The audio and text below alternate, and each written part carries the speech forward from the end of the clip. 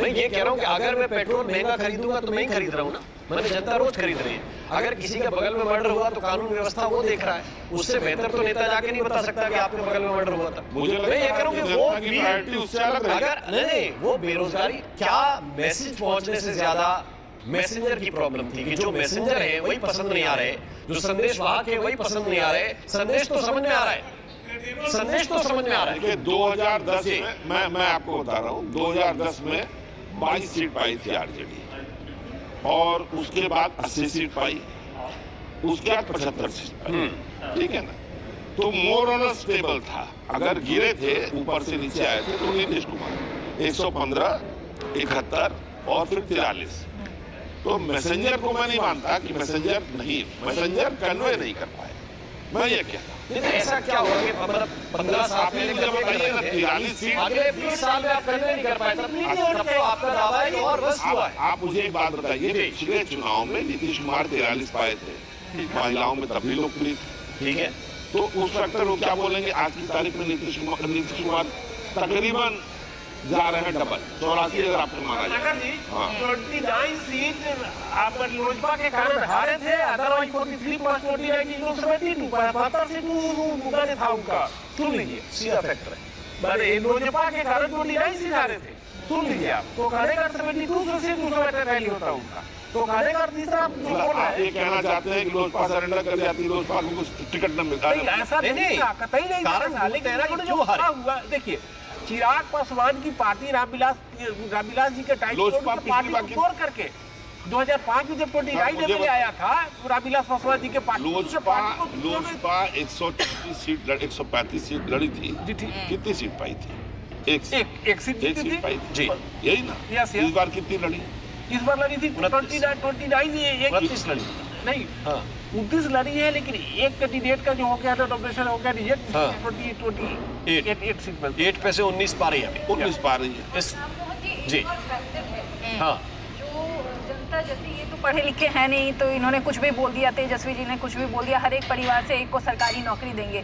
लेकिन बिहार की जनता को पता है कि वो दे ही नहीं सकते, ना तो संवैधानिक तौर पे, ना ही तो आंकड़ों के तौर पे। तो ये बिहार की जनता संवैधानिक तौर पे कौन रोकता है? संवैधानिक तौर पे कॉन्स्टिट्यूशन रोकता है। आर्टिकल 14 और आर्टिकल 16 एक साथ पढ़िए, 309 पढ़िए, आपको बताइए ना कैसे रोकता है। हम बताते हैं ना, उसमें उन्होंने ये बोला क्या कि बुला के दे देंगे? देखिए हम बताते हैं कैसे करें, अगर आप मुझे एक्सप्लेन करने का बताइए आप दीजिए। आपका 16(2) आर्टिकल 16(2) बोलता है, 14 तो इक्वलिटी की बात करता है, जो हर किसी को पता होगा।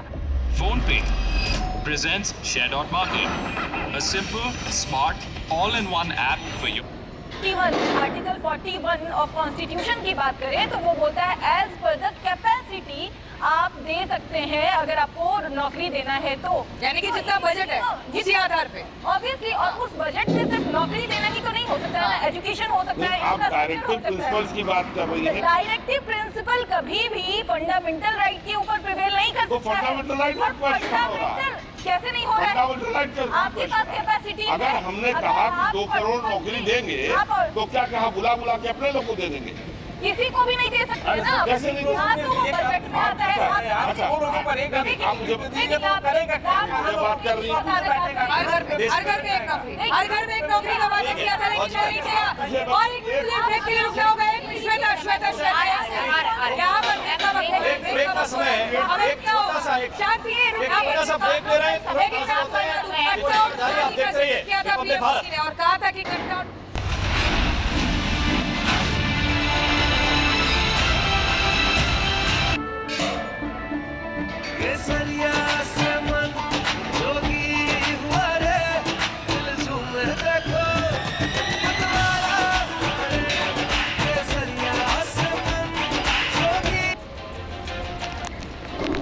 तो आप देख रहे हैं नंबर इस समय के 91 बीजेपी, 79 जेडी, 27 आरजेडी कम हो रही है, लोक जनशक्ति पार्टी 22, एआईएमआईएम 5, हम 5, लेकिन कांग्रेस सिर्फ 4।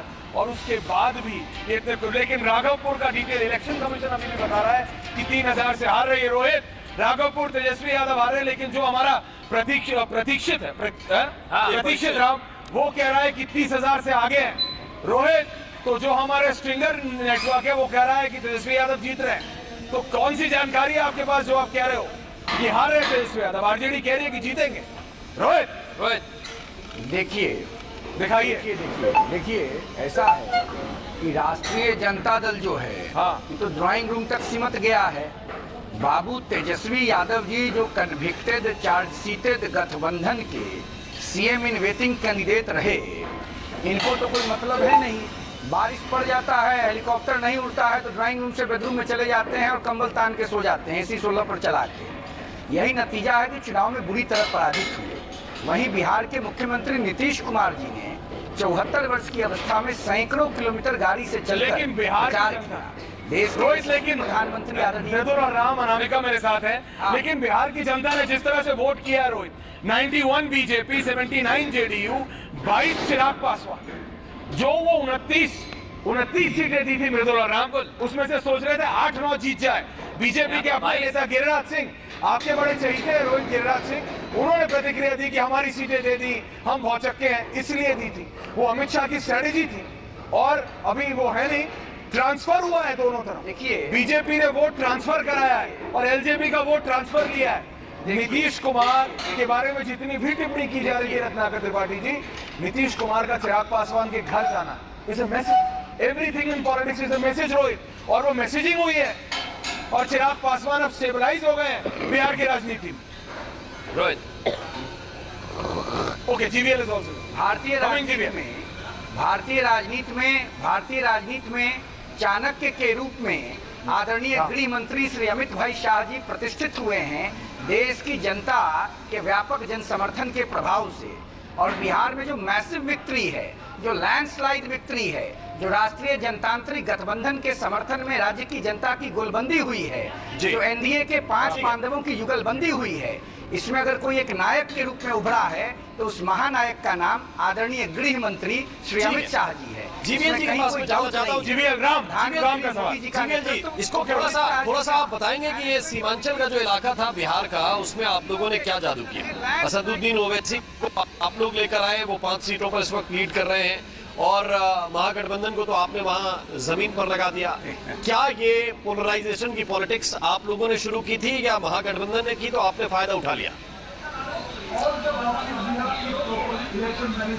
देखिए, ये कोई पोलराइजेशन, केवल विकास का पोलराइजेशन, परफॉर्मेंस का पोलराइजेशन, डेवलपमेंट बेस्ड वोटिंग का पोलराइजेशन किया है। हमने कोई पोलराइजेशन की प्रयत्न नहीं किया है, लेकिन गठबंधन के द्वारा ये भरपूर कोशिश हुआ है, खासकर इस बार सीमांचल इलाके में पूरा वोट अपने तरफ करने के लिए।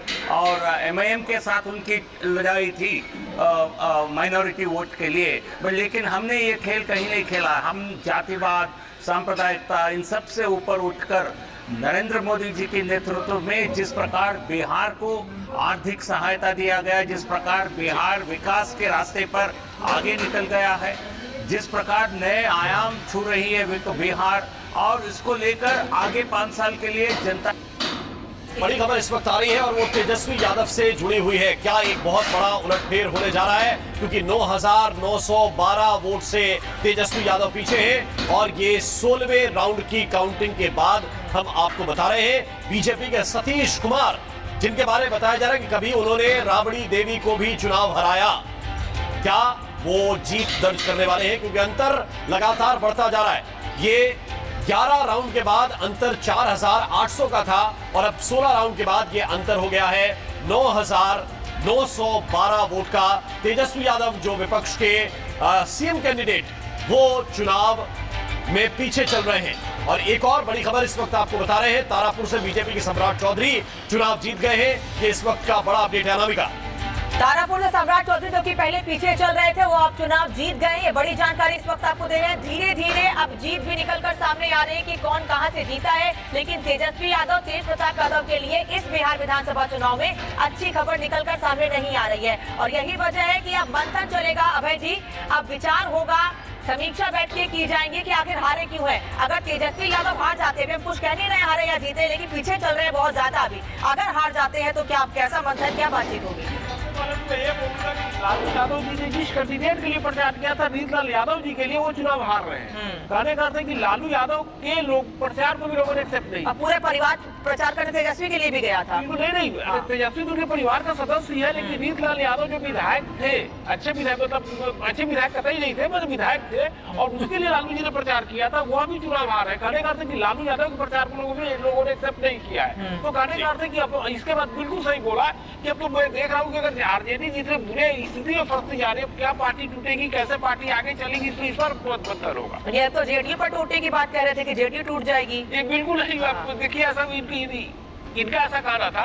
लेकिन अगर मैं आज जो आरजेडी इस मैदान पर आ गई है, मैं निजी नीति कांग्रेस पार्टी श्वेता प्रिया जो अलायंस किया है कांग्रेस पार्टी। श्वेता प्रिया, एक बहुत बड़ा प्रचार चलाया विपक्ष के लोगों ने, खासतौर से आरजेडी ने, कि भाई ये तो नीतीश कुमार को खत्म करने के लिए बीजेपी चुनाव लड़ रही है। नीतीश कुमार को एकदम फिनिश करना चाहते हैं, जेडीयू तोड़ना चाहते हैं, अपनी सरकार बनाना चाहते हैं। ये जो रिजल्ट आया है, क्या ये जवाब माना जाए?